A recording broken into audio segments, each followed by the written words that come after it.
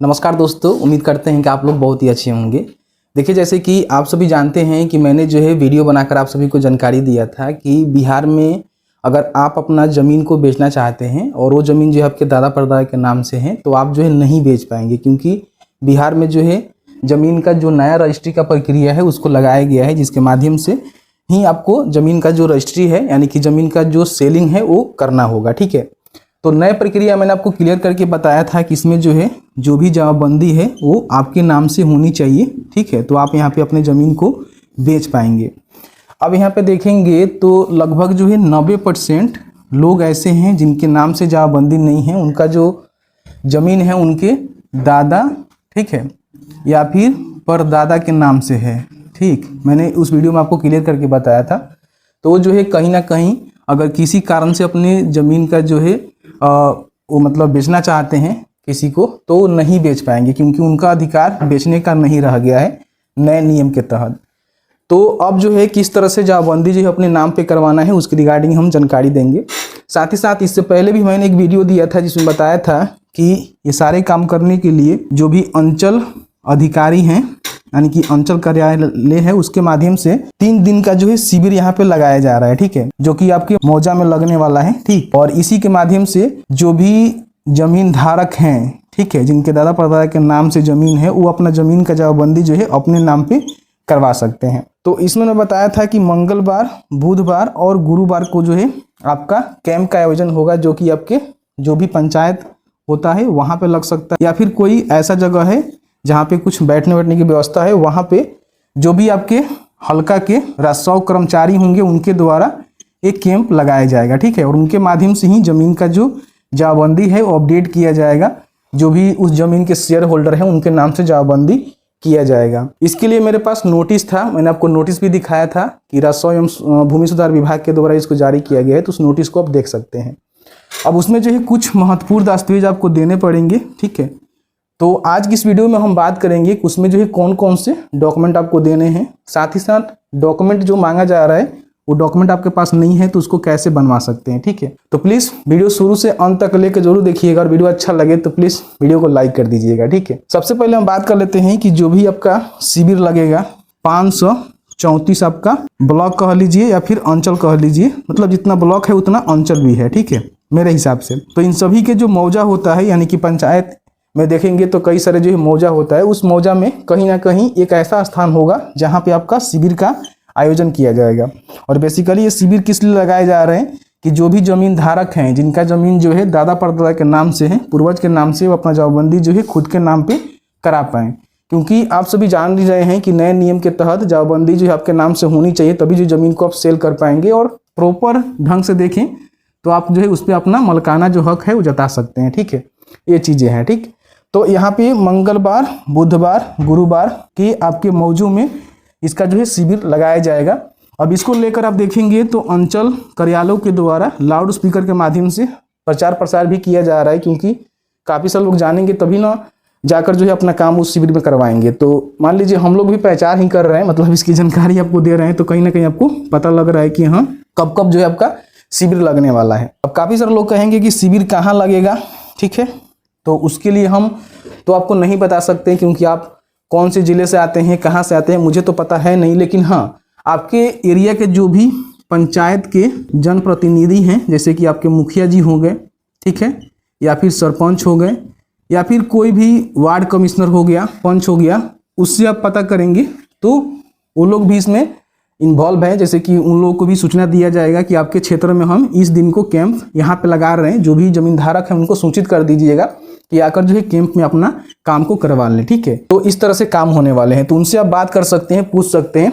लग रहा होगा तो बता देंगे, नहीं तो लगने वाला होगा तो बता देंगे। ठीक है, लेकिन जब सरकार की तरफ से राजस्व एवं भूमि सुधार विभाग के द्वारा इसको पूरी तरह से मैंडेटरी कर दिया गया है, और जो भी अंचल अधिकारी होते हैं, सर्कल अफसर होते हैं, ठीक है, अंचल अधिकारी होते हैं, उनको भी निर्देश दिया गया है कि इसका प्रचार प्रसार लाउड स्पीकर के माध्यम से किया जाए। देखिए, सबसे पहले तो ज़मीन का जो बंटवारा है ना वो आपको करनी पड़ेगी। कि मान लीजिए कि कोई ज़मीन का मालिक है, हो सकता है कि वो आपका दादा परदादा हो सकते हैं, तो उसमें जो है कई सारे शेयर होल्डर होंगे। ऐसे नहीं है कि प्रॉपर उनका ही ज़मीन हो जाएगा जो चाहेंगे कि मैं अपने नाम से करवा लूँ, ऐसा कुछ होगा नहीं। क्योंकि जो भी उसका शेयर होल्डर होगा उसके हिसाब से ही जमाबंदी कायम किया जाएगा।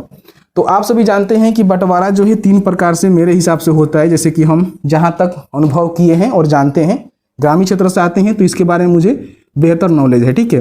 तो ग्रामीण क्षेत्र में क्या होता है कि सबसे पहले आपसी सहमति बंटवारा आपका होता है, ठीक है। आपसी सहमति बंटवारा, इसमें होता क्या है कि आपस में आप लोग सहमत जता लेते हैं कि भाई मेरा जो हम लोग का ज़मीन है ना उसमें हमारा इतना शेयर बन रहा है तो हम इधर रहेंगे, आप उधर रहिए। जिस तरह से मैंने बंटवारा होता है उस तरह से आप कर लेते हैं, ठीक है। जो आपसी सहमति बंटवारा होता है जिसका कोई लीगल मेरे हिसाब से डॉक्यूमेंट नहीं होता है, आपस में सहमत हैं तो ठीक है। इसमें क्या होता है कि आगे चल के बहुत सारा प्रॉब्लम क्रिएट होता है, इनके जब बच्चे होते हैं तो फिर झगड़ा वगैरह वगैरह होता रहता है। दूसरा होता है पंचायती सहमति बंटवारा, ठीक है। इसमें क्या होता है कि जो भी पंचायत के सरपंच होते हैं वो इनके हेड होते हैं और इन्हीं के माध्यम से इनका जो है एक बंटवारा कर दिया जाता है। इसमें भी एक मतलब जो भी पंच होते हैं, सरपंच होते हैं, उनका सिग्नेचर वगैरह वगैरह रहता है, इस तरह से वैलिड माना जाता है, ठीक है। लेकिन सरकारी दस्तावेज नहीं होता है जिसमें आप किसी प्रकार की कोई चीज कर पाए। तीसरा होता है अंचल के माध्यम से, ठीक है, जो कि पूरी तरह से सरकारी आपका दस्तावेज होता है।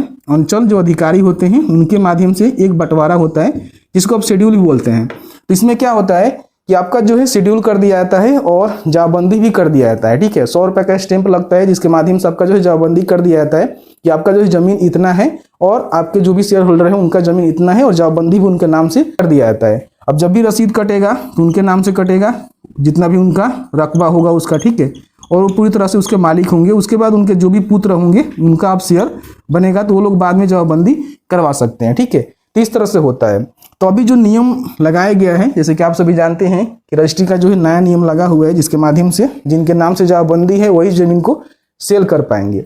तो कहीं ना कहीं अब आपको जमाबंदी जो है करवाना होगा। तो इसमें जो है अंचल अधिकारी का बहुत बड़ा रोल है, क्योंकि राजस्व एवं भूमि सुधार विभाग के द्वारा जो सूचना आया हुआ है उसके बिहाफ पे कहा गया है कि अंचल अधिकारी के माध्यम से जो भी जमाबंदी है ना दादा परदादा के नाम से उसको अपडेट किया जाएगा, उसमें जो भी शेयर होल्डर है उनका जो है जमाबंदी कायम किया जाएगा, ठीक है। तो ये काम जो है अंचल के ही अंतर्गत आएगा। तो अंचल कार्यालय में भी आप जाकर करवा सकते हैं, लेकिन आप सभी जानते हैं कि अंचल में जो है बहुत करप्शन है।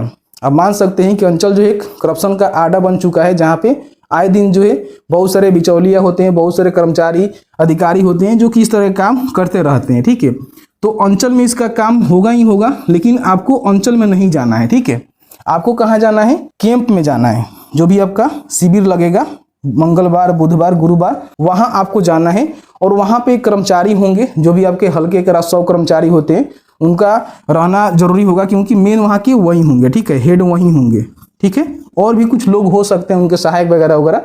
और वहां पे आपको जो है अपनी जमीन का जो दस्तावेज है आपको जमा करना होगा कि मेरा जो है ये जमीन है उसमें मेरा इतना शेयर है। और साथ ही साथ जो भी आपके शेयर होल्डर है उन सभी को जो है सहमत भी होना पड़ेगा, क्योंकि बंटवारा आपके एक करने से नहीं हो पाएगा। जो भी फरीकाने हैं ना उन सभी को, मतलब जो भी शेयर होल्डर है उन सभी का जो है सहमति जरूरी है।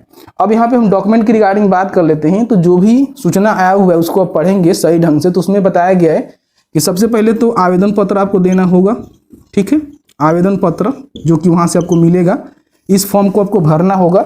इसमें जो भी जानकारी मांगी जाएगी उस जानकारी को आपको भरना होगा, ठीक है। इसके बाद वंशावली का डिमांड किया गया है।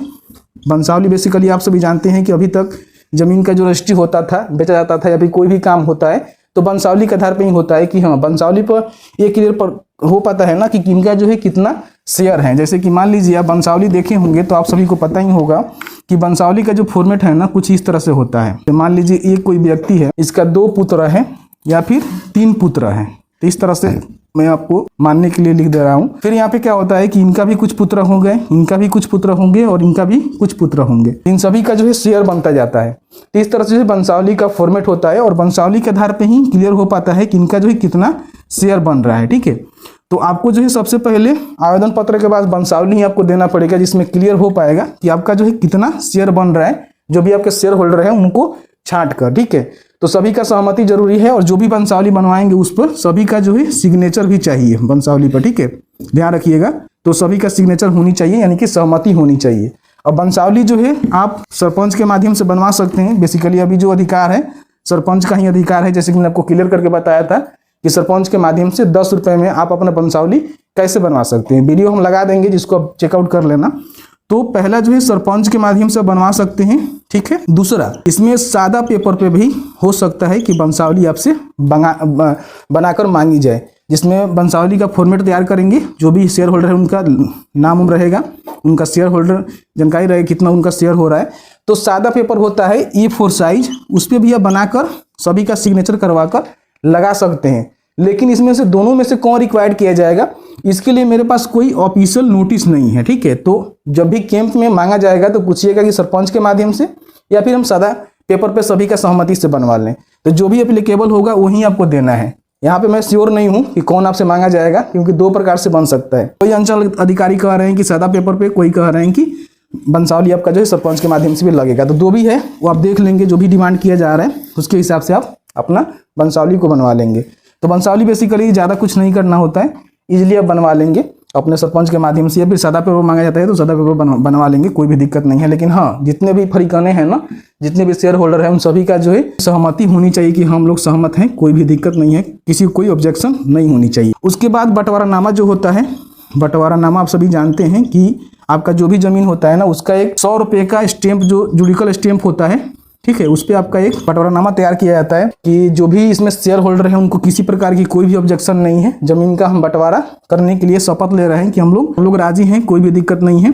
और इसी के बिहाफ पे क्या होगा कि अंचल अधिकारी के द्वारा आपका जो है बंटवारा करके जवाबबंदी किया जाएगा। बाद में अगर कोई किसी प्रकार की ऑब्जेक्शन करता है तो उसको दिखाया जाएगा कि भाई आपने तो ये शपथ दिया था कि आपको कोई ऑब्जेक्शन नहीं है, तो फिर आप अभी क्यों कर रहे हैं, ठीक है। तो इसमें आपको जो है सहमति से ही सिग्नेचर करना होगा। और ये जो है आप जाकर अपने जो भी कोर्ट कचहरी होता है, वहाँ के जो भी टाइपिस्ट होते हैं, लोग होते हैं, उनसे आप कहेंगे कि मेरा बंटवारानामा बनवाना है, तो जो है आपको बनाकर देंगे, कुछ चार्ज आपसे करेंगे, ठीक है। तो ये जो है बंटवारानामा होता है जो कि 100 रुपये का जो जुडिकल स्टैंप होता है उसके माध्यम से आप बना सकते हैं, ठीक है, इजिली बन जाता है, कोई भी दिक्कत नहीं है। तो ये आपका जो है 3 डॉक्यूमेंट हो गया। अब यहाँ पे जमीन का जो डॉक्यूमेंट है, मान लीजिए आपके पास जो भी जमीन है उसका जो भी दस्तावेज है, जैसे कि मान लीजिए आपके पास जमीन का लगान का रसीद हो सकता है, जमीन का खतियान हो सकता है, जमीन का कोई भी डीड वगैरह वगैरह हो सकता है, कोई भी जानकारी हो सकता है जिसको आप साक्ष्य के रूप में दिखाएंगे कि मेरा जो है ये जमीन है, ठीक है, इसको दिखाएंगे। फिर यहाँ पे कई सारे लोग ऐसे हैं जिनके जमीन में खाता, खेसरा या फिर रकबा नहीं चढ़ा हुआ है, तो परिमार्जन के लिए भी आवेदन दे सकते हैं उसी कैंप में, क्योंकि जो भी आपका जवाबबंदी तैयार होगा ना, उसमें सभी चीज़ों को मेंशन किया जाएगा, कितना खाता नंबर, ठीक है, कौन सा खेसरा नंबर और कितना रकबा है। क्योंकि बाद में आप ज़मीन को बेचेंगे तो किसी प्रकार की दाखिल खर्च में आपको समस्या नहीं होने वाली है, ठीक है। तेज दस्तावेज जो तैयार होगा ना, उसमें सारा चीज़ मेंशन रहेगा, तभी जो है ज़मीन को कभी आप बेच पाएंगे। और खाता खेसरा उसमें नहीं रहेगा तो आप नहीं बेच पाएंगे, फिर दिक्कत होगा। तो ये नहीं है, तो इसको चढ़वाने के लिए आपको जो है नकल, आपके पास जो भी ज़मीन की पेपर है उसको आप दिखा सकते हैं कि हाँ मेरा एक खाता खेसरा नंबर है, उसी के बिहाफ पे परिमार्जन के थ्रू आपका ये भी चढ़ जाएगा, उस पर कोई भी दिक्कत नहीं होगा। तो इसका भी प्रूफ जो भी कैंप के द्वारा डिमांड की जाएगी वो आपको देना होगा, ठीक है, उसके बाद ही आपका उसमें मेंशन कर दिया जाएगा। और आप सभी जानते हैं कि जब जमीन का जवाबबंदी सभी के नाम से हो जाएगा तो दाखिल खर्च में कोई ज़्यादा दिक्कत नहीं होगा। जैसे ही आप रजिस्ट्री करवाएंगे तो फीफो इसमें लागू हो जाएगा, क्योंकि फीफो के बारे में आप सभी जानते हैं कि इसमें किसी प्रकार की कोई समस्या है नहीं, और इसी के माध्यम से आपका जो है छोटो मोटो के माध्यम से आपका जो दाखिल खर्च है ना कंप्लीट हो जाएगा। फीफो में क्या होगा कि पहले आओ पहले पाओ, और छोटो मोटो से क्या होगा कि आपका जमाबंदी अगर आपके नाम से है और आप अपने ज़मीन को सेल कर रहे हैं तो जो भी ज़मीन खरीदता है ना उसको दाखिल खर्च के लिए आवेदन नहीं करना होगा, ऑटोमेटिकली जो है अंचल कार्यालय में वो आवेदन चला जाएगा और वहाँ से दाखिल खर्च, अगर आपका ज़मीन वैसे तो जमाबंदी आपके नाम से है, सारा चीज़ पारदर्शी है, तो कोई दिक्कत नहीं होने वाला, ऑटोमेटिकली आपका दाखिल खर्च भी हो जाएगा, कोई दिक्कत नहीं होगा, ठीक है। तो ये सारी चीज़ें हैं, ठीक है। तो ये जो है डॉक्यूमेंट आपको वहाँ पे देने होंगे। अन्य कोई दस्तावेज, ठीक है, जो कि राजस्व कर्मचारी या फिर अंचल अधिकारी के द्वारा डिमांड की जाती है वो भी आपको बनवाकर देनी होगी। लेकिन नोटिस में देखेंगे तो मुख्य रूप से आवेदन पत्र, वंशावली और बंटवारानामा और ज़मीन का दस्तावेज आपको देनी पड़ेगी। तो मैंने जो है सभी जानकारी आपको बहुत ही आसान भाषा में समझाने की कोशिश किया हुआ है। उम्मीद करते हैं कि आपको जो है सभी जानकारी समझ में आ गया होगा। वंशावली कैसे बनाया जाता है इसके लिए मेरा अलग वीडियो है, उसको आप चेकआउट कर लेना। इसमें 2 तरह का वंशावली लग सकता है जैसे कि मैंने बताया, और जो आपका बंटवारानामा होता है वो कैसे बनवाते हैं उसके लिए हम एक वीडियो लेकर आएंगे जिसमें आपको क्लियर करके बता देंगे किस तरह से बंटवारानामा आप बनवा सकते हैं। तो बाकी जो है सभी जानकारी को मैंने बहुत ही आसान भाषा में समझाने की कोशिश किया हुआ है। अगर आपका भी ज़मीन आपके दादा परदादा के नाम से है और आप अपने नाम से करवाना चाहते हैं तो इस शिविर में आप जाइए, मंगलवार, बुधवार, गुरुवार, पता करिए अपने जो भी लोकल जनप्रतिनिधि हैं उनके माध्यम से कि कब लग रहा है, और उसके माध्यम से आप इसको करवा सकते हैं, कोई भी दिक्कत नहीं होने वाला है। उम्मीद है दोस्तों मैंने सभी जानकारी को बड़ी आसान भाषा में समझाने की कोशिश किया हुआ है। और ध्यान रखेंगे कि जो भी आपका नया नियम लगाया गया है ना, पटना हाई कोर्ट के द्वारा लगाया गया है, ठीक है। क्योंकि इसमें जो है बहुत सारे मामले ऐसे जा रहे थे जिसमें किसी और का जमीन कोई और बेच देता था। जैसे मान लीजिए आप 2 भाई हैं और एक ही भाई दोनों शेयर होल्डर बेच देता था, ठीक है। वैसे रजिस्ट्री हो भी जाता था, किसमें उसमें फिल्टर नहीं हो पाता था। तो इस तरह से ये चीज़ें हैं। और ज़मीन का जो जमाबंदी है वो आधार से लिंक किए जा रहे हैं, जिसके माध्यम से और भी पारदर्शी हो जाएगा, करप्शन बहुत ही कम हो जाएगा। तो मैंने जो है सभी जानकारी को बहुत ही आसान भाषा में समझाने की कोशिश किया हुआ है। तो प्लीज़ वीडियो को लाइक कर देना, और आपके मन में कोई भी सवाल होगा इस वीडियो से रिलेटेड तो आप हमें कमेंट सेक्शन में कमेंट करके पूछ सकते हैं।